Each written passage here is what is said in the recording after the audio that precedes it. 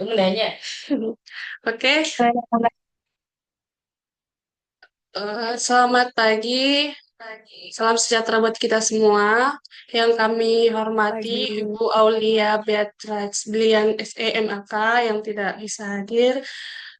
Dan di sini kami akan mempresentasikan hasil yang kami diskusikan tentang leverage. Sebelum kami mempresentasikan, terlebih dahulu kami memperkenalkan diri.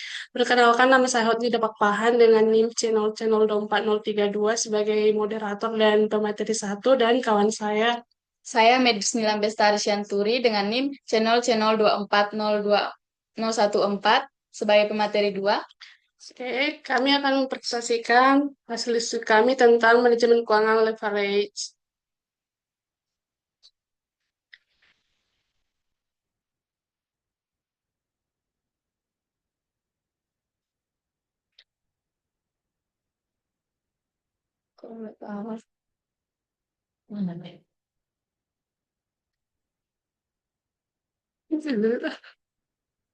Oke.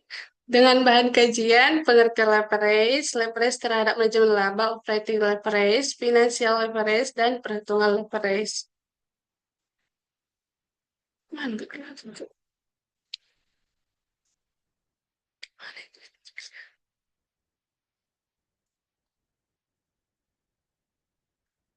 Bisa belajar itu. Leverage adalah penggunaan biaya atau beban tetap dalam usaha untuk meningkatkan keuntungan. Perusahaan menggunakan leverage dengan tujuan agar keuntungan yang diperoleh lebih besar daripada biaya atau beban tetap yang dikeluarkan. Leverage juga meningkatkan risiko atau variabilitas keuntungan. Artinya, jika perusahaan ternyata mendapatkan keuntungan yang lebih rendah dari biaya atau beban tetap, maka pengguna leverage akan menurunkan keuntungan.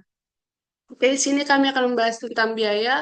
Ada tiga biaya, yaitu biaya variable cost, fixed cost, dan semi variable. Variable cost adalah biaya yang dalam jangka pendeknya berubah-ubah karena perubahan operasi perusahaan seperti biaya bahan baku, tenaga kerja, dan biaya pemasaran langsung. Fixed cost adalah biaya yang dalam jangka pendeknya tidak berubah-ubah seperti variabel operasi, seperti depresiasi bangunan, kendaraan, peralatan, beban gaji, dan gaji manajer. Semi variable cost adalah biaya semi variabel yang meningkat secara bertahap dengan kenaikan output seperti biaya listrik, air, biaya pemeliharaan, dan perbaikan mesin. Oke, kami berikan ke materi 2. Oke, terima kasih kepada moderator. Di sini saya akan menjelaskan leverage terhadap manajemen laba. Leverage cenderung meningkatkan praktik manajemen laba karena tekanan keuangan dan tuntunan kreditur. Hal ini sejalan dengan teori agensi. Namun, beberapa penelitian menunjukkan hasil berbeda, sehingga pengaruh leverage bergantung pada karakteristik dan sistem pengawasan perusahaan. Sistem pengawasan perusahaan seperti pengawasan internal atau internal control seperti audit internal yang kuat. Komisaris independen yang aktif mengawasi keputusan manajemen. Komite audit yang efektif dalam meninjau laporan keuangan. Dan regulasi dan pengawasan eksternal seperti OJK atau pihak pemberi pinjaman. Kemudian operating leverage. Operating leverage adalah seberapa besar biaya tetap digunakan dalam operasi suatu perusahaan. Sederhananya, perusahaan akan mengambil keuntungan dari operasional untuk menjalankan bisnis, yaitu melalui biaya tetapnya yang tidak berubah dengan tingkat aktivitas, dengan pendapatan maupun dengan penjualan. Dengan menggunakan operating leverage, perusahaan mengharapkan bahwa perubahan penjualan akan mengakibatkan perubahan laba sebelum bunga dan pajak atau EBIT yang lebih besar. Dengan rumus DOL sama dengan persentase perubahan EBIT per persentase perubahan penjualan. Kemudian financial leverage, penggunaan dana atau utang yang perusahaan harus menanggung beban tetap berupa beban bunga atau perusahaan yang menggunakan sumber dana dengan beban tetap dikatakan bahwa perusahaan mempunyai leverage keuangan atau financial leverage. Mengukur pengaruh perubahan keuntungan operasi terhadap perubahan pendapatan bagi pemegang saham. Dengan menggunakan beban tetap dalam keputusan keuangan ini, diharapkan agar terjadi perubahan laba per lembar saham atau earning per share atau EPS. Dengan rumus DOL sama dengan persentase perubahan EPS per persentase perubahan EBIT. Saya kembalikan ke moderator. Oke, di sini kami akan buat perhitungan total leverage atau the rate of combined leverage atau DLC adalah ukuran yang menggabungkan leverage operasi dan leverage keuangan untuk melihat seberapa besar perubahan penjualan memenuhi laba atau EPS. Semakin tinggi DCL, semakin besar risiko dan potensi keuntungan yang ditanggung perusahaan. DCL membantu menilai sensitivitas laba dan tingkat risiko keuangan perusahaan, keseluruhan perusahaan. Oke, kami membuat perhitungan di sini. Sebuah perusahaan memiliki data keuangan sebagai berikut. Penjualannya 4 juta dari 40 unit dikali 100. Biaya variabelnya adalah 800.000 dari 40.000 unit dikali 20. Terus biaya tetap atau operasional ada 100.000. Beban bunga ada 200.000. Laba kotor ada 3.200.000. Penjualan dikurang biaya variabel. EBIT-nya ada 3.100.000, laba kotor dikurangi biaya tetap. Terus yang diminta hitung laba perusahaan, tentukan EBIT, hitung rate of operating leverage, hitung rate of financial leverage, yang kelima, hitung rate total leverage. Jelaskan apa arti nilai DL yang diperoleh bagi perusahaan. Oke, di sini kami akan menjelaskan laba kotornya. Laba kotor sama dengan penjualan dikurangi biaya variabel 4 juta dikurangi 800 yaitu 3.200.000. EBIT-nya ada EBIT sama dengan laba kotor dikurangi biaya tetap sama dengan 3.200.000 kurang 100 sama dengan 3.100.000 rupiah. Yang ketiga, draft of over, operating leverage atau DLO. DLO sama dengan laba kotor per EBIT sama dengan 3.200.000 per 3.100.000 sama dengan 1,3. Terus yang keempat, draft of financial leverage atau DFL sama dengan EBIT, EBIT per EBIT kurang beban sama dengan 3.100.000 per 3.100.000 kurang 200 sama dengan 3.100.000 rupiah dikurang 2.900.000 rupiah sama dengan 1,7. Yang kelima, dress of total leverage atau DLC sama dengan DLO dikali DFL sama dengan 1,3 dikali 1,7 sama dengan 1,10. DTL sama dengan 1,10. Setiap peningkatan 1% dalam penjualan akan meningkatkan laba bersih sekitar 1,10%. Oke, kesimpulannya yaitu leverage adalah kemampuan perusahaan memakai biaya tetap dan utang untuk meningkatkan keuntungan. Leverage operasional dipengaruhi oleh biaya tetap dalam kegiatan usaha, sedangkan leverage keuangan dipengaruhi oleh penggunaan utang. Jika digabungkan keduanya menunjukkan seberapa besar perubahan penjualan dan pendanaan bisa dipengaruhi laba perusahaan. Karena itu, perusahaan harus mengatur biaya tetap dan utang dengan hati-hati agar laba dapat meningkatkan tanpa menambahkan risiko terlalu besar. Sekian dari presentasi kelompok 5. Jika ada yang eh, kurang paham bisa ditanyakan. Diberikan 3 penanya. Silakan. Mana pulpen gitu tuh? Oke. Itu Hartika raise hand itu. Oke, silakan Hartika, tapi harus on cam ya.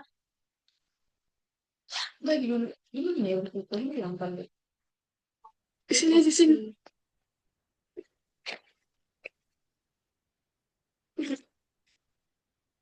Satu di sini. Oke, silakan. Baiklah, perkenalkan nama saya Hartika, saya dari kelompok 4.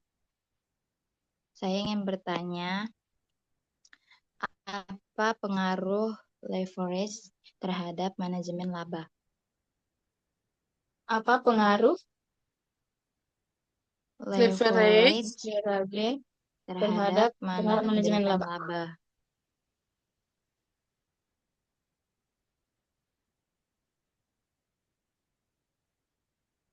Eh, cuman itu Kak Kartika. Iya, cuman itu. Oke, selanjutnya. Terima kasih.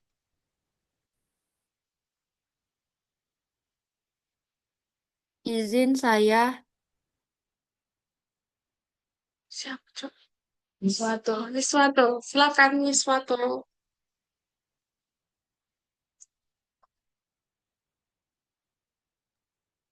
Baiklah, pertanyaannya, bagaimana leverage dapat mempengaruhi resiko keuangan suatu perusahaan Keuangan perusahaan.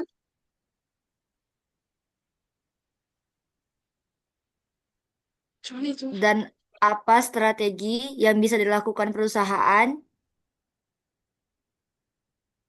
Strategi yang bisa dilakukan perusahaan jika leverage terlalu tinggi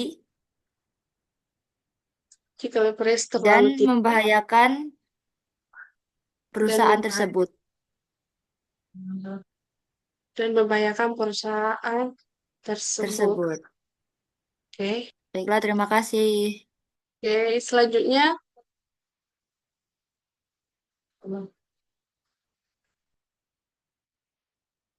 Kelompok berapa nih suatu?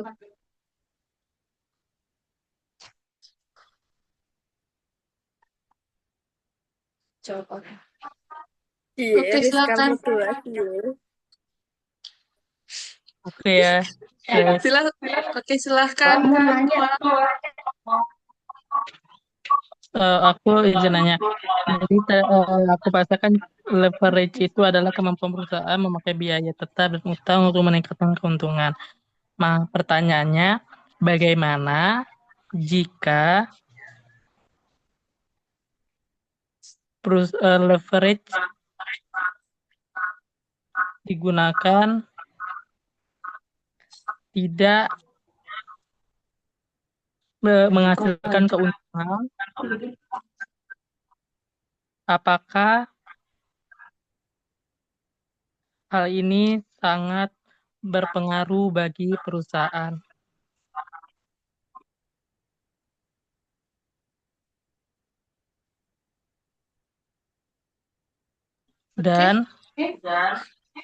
Dan apa dampak yang terjadi jika leverage mati Miku. Dan Udah, apa dampak? jika terjadi kerugian tersebut. Oke, cuman itu kah? Udah itu aja. Oke, Terima makasih atas kasih. pertanyaannya. Kami berikan kesempatan buat Rotua.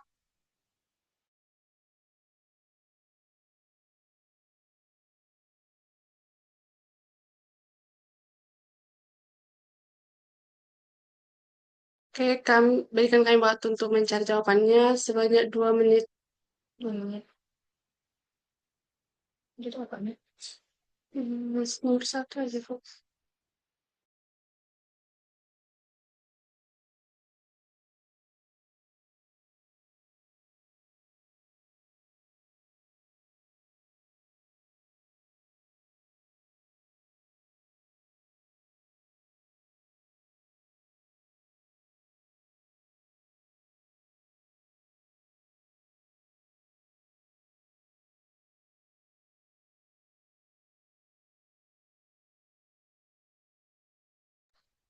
Oke, saya akan menjawab pertanyaan dari Niswatul Arifa dengan pertanyaan bagaimana leverage resiko perusahaan dan apa strategi yang bisa dilakukan perusahaan jika leverage terlalu tinggi dan membahayakan perusahaan tersebut. Apakah pertanyaannya benar? Benar.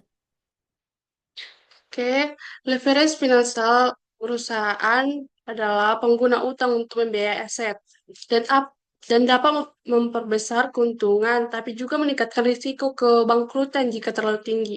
Risiko ini utamanya meliputi beban bunga tetap dan sulit dibayar saat penjualan turun. Fluktuasi laba ekstrim dan potensi kesulitan likuiditas yang membahayakan kelangsungan usaha. Strategi dalam mengelola leverage tinggi berbahaya yaitu lunasi utang, pakai laba yang ditahan, atau jual aset yang tidak produktif untuk mengurangi ketergantungan utang. Yang kedua, terbitkan saham baru guna ganti utang dengan modal sendiri. Tingkatkan fleksibilitas keuangan. Yang ketiga, diverifikasi pendapatan dan kerugian biaya tetap, misalnya sewa alih-alih, beli aset saat pasar lesu. Yang keempat, pantau risiko leverage secara rutin dan gunakan bertahap untuk hindari eksposur berlebihan. Bagaimana dengan jawaban kami, suatu Larifah?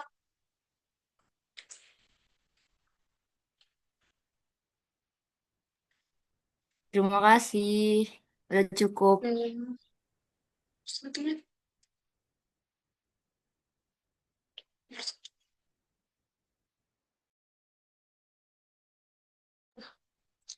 Oke, saya akan menjawab pertanyaan dari Hartika dengan pertanyaan, apa pengaruh leverage terhadap manajemen laba? Pengaruh leverage terhadap manajemen laba yaitu menunjukkan seberapa besar perusahaan menggunakan utang untuk membiayai aset dan operasionalnya. Ketika leverage tinggi, perusahaan memiliki kewajiban bunga yang juga besar. Kondisi ini mendorong manajemen untuk menjaga agar perusahaan tetap terlihat mampu memenuhi kewajibannya. Apakah jawaban kami bisa diterima? Bisa, terima kasih. Oke. Oke, selanjutnya kami akan menjawab pertanyaan dari skala kelompok 2, yaitu bagaimana jika leverage digunakan tidak menghasilkan keuntungan, apakah hal itu sangat berpengaruh bagi perusahaan dan apa dampak kerugian tersebut? Apakah benar pertanyaan yang diberikan Rizkal? Benar. Oke, saya akan jawab. Ya, leverage yang tidak menghasilkan keuntungan sangat berpengaruh negatif bagi perusahaan karena beban bunga tetap harus dibayar meski laba nol atau rugi, sehingga mengharuskan likuiditas dan probabilitas. Dampak yang kerugian utama yaitu penurunan ROA dan ROE akibat biaya bunga tinggi melebihi return investasi. Yang kedua, risiko finansial di stres atau dibangkrutkan karena ketidakmampuan bayar utang. Yang ketiga, nilai perusahaan turun dan kepercayaan investor hilang. Apakah jawabannya kami bisa diterima? Bisa. Terima kasih. Oke. Oke. Kapan, Mit? Apakah masih ada yang ingin ditanyakan?